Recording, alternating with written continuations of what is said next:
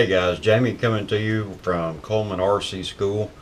Got my brother Bo over here, bringing you our last and final part 4 of the Mystery H250 Mini build series. Some of you may have seen the hover that we've already conducted, but we're going to give you some final instructions on how to set up this little Mini for a successful flight.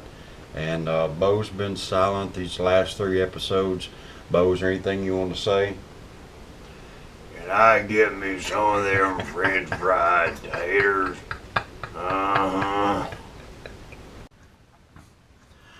Okay guys, Jamie here. Bo's going to get him some French fries, so I'm going to finish this out. If you'll notice, we have a finished Mini H250 build here. And if you'll recall the previous episodes, we put together our frame, installed our motors, our ESCs. We came in and we installed our PDB, our flight controller, which is an A's Acro, and then we began to do the assembly. The only thing that I've added since our last episodes is obviously you see the props. We have added a immersion 5.8 transmitter for our FPV. We've also added our FPV camera to the front, and then we've wired in our receiver, which we gave on the last build video instruction on how to wire that up. And we've got that tucked in nice and neat, and you can just see an extension here that I've used with a coffee stir stick, so that keeps my antenna up high. You try to keep these as far away as you can from your transmitter cloverleaf. I didn't have a whole lot of room. There's not a lot of real estate on this Mini, so see the battery here, but I was going to say you try to keep these as far away from each other as you can, at least 6 inches if possible. So we've got a completed build, and now we're going to go to our base flight, and we'll show you how to set it up. Alright guys, I hope you can see everything okay. We're going out to Google, and you must use Google, and we're going to type in base flight configurator, depending on whether you use Mac or Windows. We're on Mac. You pull it up, and this is your initial screen. Excuse me. We're going to go ahead and we're going to use a mini USB cable, and we're going to go ahead and plug into the side of our A's flight controller.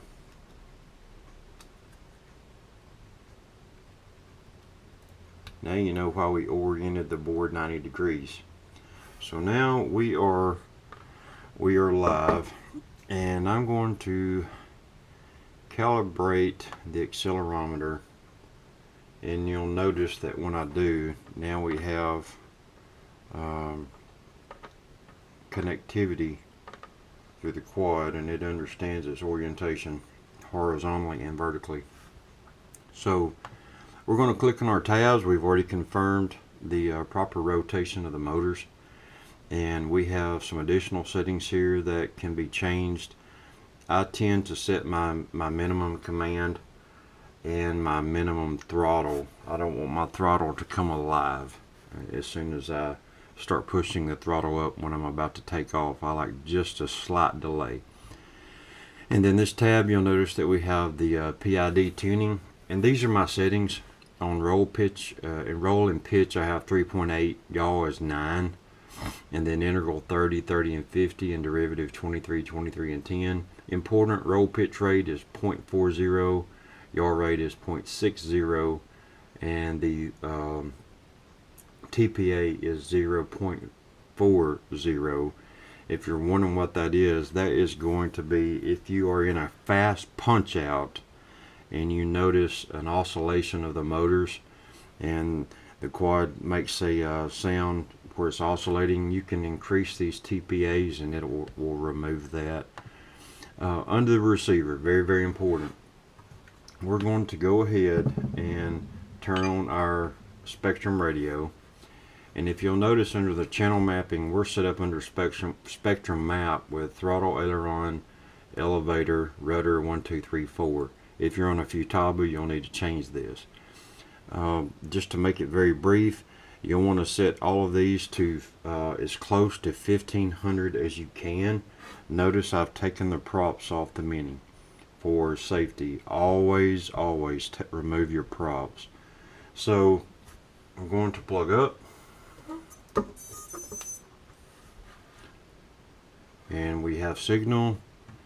Notice the pitch moves to the left when the elevator is pushed down, roll to the left when the aileron is pushed to the left, yaw moves to the left, and these must be as close to 1500 as possible. If you're off, you need to go into your sub trim and move those as close as possible to 1500. Likewise to the throttle. What you'll experience is you will not be able to arm the Mini because the flight controller knows where the setting should be. So that's one thing that you need to pay attention to, is to go in excuse me, and set these up as close to 1500 as possible. We have some additional rates here. Throttle mid at 1/2, throttle expo at 10. I may change that based on the feel once I get up in the air in FPV. RC rate is 80. That was dropped down slightly from a previous Mini, a Nemesis that I fly. I wanted to have some soft settings while I'm starting to get a feel. This is a smaller Mini than my other Mini. And then RC Expo at 60. This will get you a safe hover. You won't have to worry about anything being sensitive. If you want to drop this down to 0.70 on the RC rate, or even a 0.6, you'll be fine. It just makes everything feel kind of soft and sluggish. And then as you get more familiar with the Mini, you can increase these. This is simply the sensitivity of your sticks. Under mode selection, very important. If you'll notice, when I move my 3-position toggle switch under my auxiliary 2 channel, it moves. And what this means is the angle mode is, some may be familiar with self-level flight. Under horizon, simply means that it's not going to bank any more than 45 degrees. So if you're wanting to learn to practice flips or rolls, you'll have to take that off. And then if I wanted to, I could remove the check off for horizon, and I'd be in manual mode or acro mode. So you set these up. Very important that you do so, and you'll be ready to handle those different flight characteristics based on your skill and how quickly you learn your aircraft. Now, one thing that's important, notice arm. If you wanted to arm your Mini via a switch position, you could check that box as this slider moves over. I prefer not to do that, only because I don't want to accidentally leave my switch on or accidentally leave my switch off, and then I've got a live Mini. Where it's at now, if you'll notice the red and blue lights, if I were to move my rudder over to the right, now it's live and the light come on green. I move back to the left with my rudder, it goes off and I'm disarmed. I have no action or power going to the Mini. Very important. Keep you under the servo tab, nothing under GPS tab, nothing under the motor testing tab. We mentioned that in part 2 of the series, and you'll need neither one of these. Now the final tab, CLI.